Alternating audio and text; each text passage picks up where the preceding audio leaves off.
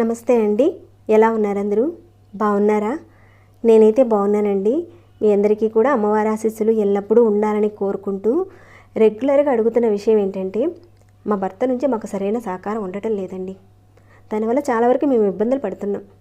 దాని నుంచి బయటపడడానికి ఖర్చు కాకుండా ఉండే పరిహారం ఏదైనా ఉంటే కనుక చెప్పమని చాలామంది అడిగారు. వారందరి కోసం ఈ రోజున ఒక పరిహారం గురించి అయితే తెలుసుకోబోతున్నాం. ఇక్కడ మీరు చూస్తున్న ఈ మొక్క అనేది గెల్జేరు మొక్క అండి. కొన్ని ప్రాంతాల్లో వాళ్ళు రకరకాల పేర్లతో కూడా పిలుస్తూ ఉంటారు. దీనిని అటకమావని, పునర్నవని ఇలా పేర్లతో పిలుస్తూ ఉంటారు. మరి మీ ప్రాంతంలో ఏ పేరుతో పిలుస్తారనేది కూడా కామెంట్ బాక్స్లో నాకు తెలియచేయండి. ఈ మొక్కని తాంత్రికంగా ఏ విధంగా ఉపయోగించుకోవాలనేది తెలియచేస్తాను. మరి ఈ పరిహారాన్ని ఏ రోజున చేయాలి, ఎప్పుడు చేయాలి, ఇవన్నీ కూడా చెప్తానండి. వీడియోనైతే పూర్తిగా చూడటానికైతే ప్రయత్నం చేయండి. వీడియో మధ్యలో ఒక చిన్న రిక్వెస్ట్ అండి, ప్రతి ఒక్కరికి యూజ్ అయ్యే ఇలాంటి వీడియోస్కి లైక్స్ ఇస్తారని భావిస్తున్నాను. ఇంకా లైక్ ఇవ్వని వారు ఎవరైనా ఉంటే కనుక లైక్ ఇవ్వండి. సబ్స్క్రైబ్ కాని వారు ఉంటే సబ్స్క్రైబ్ చేసుకొని ఆల్ అనే ఆప్షన్ ఆన్ చేసి డైలీ వాచ్ చేస్తూ ఉండండి. మన నుంచి వచ్చే వీడియోస్ ఎక్కడా కూడా మిస్ కావు. ఈ రోజున పరిహారం విషయానికి వస్తే, భర్త భార్యని ఇబ్బంది పెట్టకుండా భార్యకు అనుకూలంగా ఉండడానికి ఈ చెట్టు వేరు అనేది అద్భుతంగా పనిచేస్తుంది. ఎలా పనిచేస్తుందో పూర్తిగా క్లియర్గా చెప్తానండి. ఈ పరిహారంలో భాగంగా ఈ చెట్టుకున్న వేరు అనేది అవసరం ఉంటుంది. ఆ వేరుతోని ఏ విధంగా సమస్యను పోగొట్టుకోవచ్చు అనేది చెప్తాను. ఇంతకీ ఈ చెట్టు వేరుని మనం ఎప్పుడు తెచ్చుకోవాలంటే, సోమవారం రోజున రోహిణి నక్షత్రం ఉన్నప్పుడు తెచ్చుకోవాలి. అయితే పరిహారాన్ని ఆడవారైనా మగవారైనా ఎవరైనా చేయించండి. మనకి రోడ్డుకి ఇరువైపులా పొలం గట్టు దగ్గర కనిపిస్తూ ఉంటాయి, మీరు చూసే ఉంటారు. చాలా వరకు శుభ్రంగా ఉన్న ప్రదేశంలో, అంటే పార్కుల్లో కానీ మలమూత్రాదులు విసర్జించే ప్రదేశంలో కూడా ఉంటాయి, ఈ మొక్కలు వస్తూ ఉంటాయి.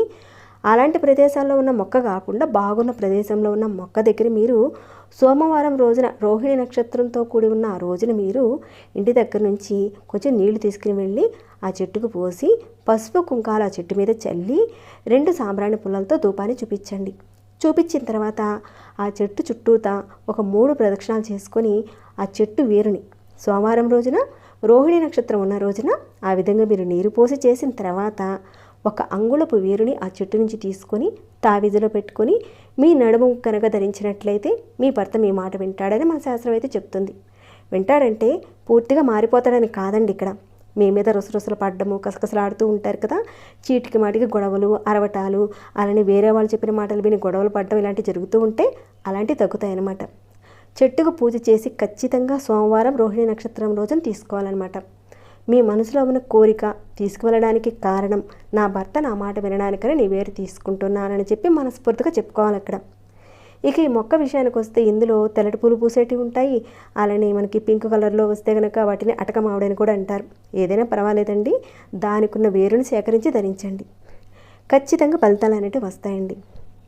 మనం చేసే పూజలతో పాటు ఇలాంటి సంకల్ప బలంతో కనుక చేసుకున్నట్లయితే ఖచ్చితంగా నెరవేరుతాయండి.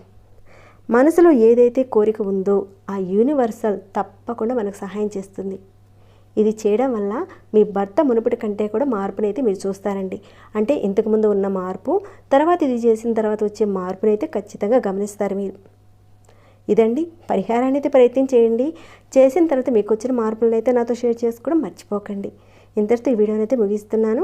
ఇంకా లైక్ చేయని వారు ఎవరైనా ఉన్నట్లయితే తప్పకుండా లైక్ చేసి సపోర్ట్ చేయండి. సబ్స్క్రైబ్ కాని వారు ఛానల్ సబ్స్క్రైబ్ చేసుకుని కనెక్ట్ అయి ఉండండి. మరొక భక్తి వీడియోలో మళ్ళీ మిమ్మల్ని కలుసుకుంటాను. అంతవరకు సెలవు.